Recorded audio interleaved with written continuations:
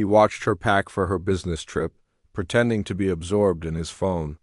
She joked that she was finally getting a break from their routine. He smiled, wishing her success, but a strange unease tightened in his chest. At the airport, she gave him a quick kiss and rushed off. That goodbye felt short. Later that evening, the house was too quiet. He opened his laptop, hoping work would be a good distraction. That's when an unfamiliar email subject caught his eye. It mentioned a meeting schedule, one that didn't match the itinerary she had shared with him. He hesitated for a moment, then clicked. The message was careless, intimate, and clearly not meant for his eyes. His hands started to tremble as he read it again slowly. The words didn't scream betrayal, but they whispered it with chilling clarity. He shut the laptop and sat there in the dark, the silence roaring in his ears. Denial tried to argue, but the evidence was too loud. He decided not to confront her right away. Instead, when her text came through, he replied as if nothing had changed. She sent him photos of conference halls and hotel lobbies, but he started noticing what she chose not to show. That night, sleep was impossible.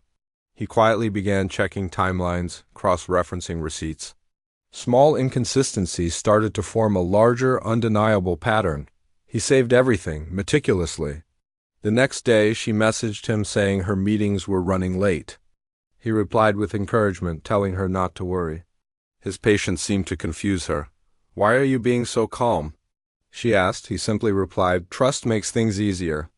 That single word, trust, seemed to unsettle her deeply. On the final night of her trip, her replies stopped for hours. He didn't chase her with calls or flood her with accusations. Instead, he organized everything he had found. When she finally messaged back, she blamed exhaustion. He just wished her safe travels home. At the airport, she hugged him tightly, an affection that felt more defensive than genuine. Back home, she chattered nonstop about her work successes. He listened quietly, studying her face, her gestures. Later, he asked her how the trip really went. Her answer was too quick, too rehearsed. He just nodded, letting the silence stretch between them. "Is something wrong?" she finally asked. He looked at her and said, "I prefer honesty to comfort." Her smile faded. That night, he asked if she trusted him. "Of course," she said, her voice uneasy. Without raising his voice, he turned his laptop around and showed her the email. The color drained from her face. She started to explain, then stammered to a stop. "How long?" he asked. She broke down, crying, saying it was just a mistake. "Mistakes don't require this much planning," he said calmly. She blamed loneliness and pressure. He replied, "Pressure doesn't build character, it reveals it." She begged him not to end things. He told her, "Truth ends lies, not lives." When she asked what he wanted, he said, "Clarity and respect." He explained that he had already made his decisions, secured his boundaries. The moment she realized she had lost control, she accused him of being cold. "This isn't cold," he said. "This is what calm looks like after the grief has passed." "Do you still love me?" she asked. He looked at her and said, "Love can't survive without trust." She promised to change, to be transparent. But he knew her promises had arrived far too late.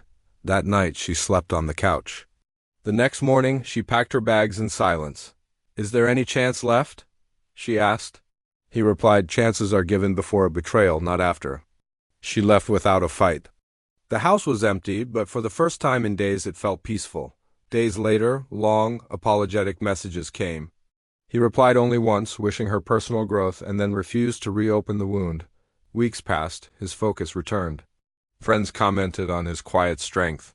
He rebuilt his life, his routine, without a trace of bitterness. One evening, he deleted all the saved files.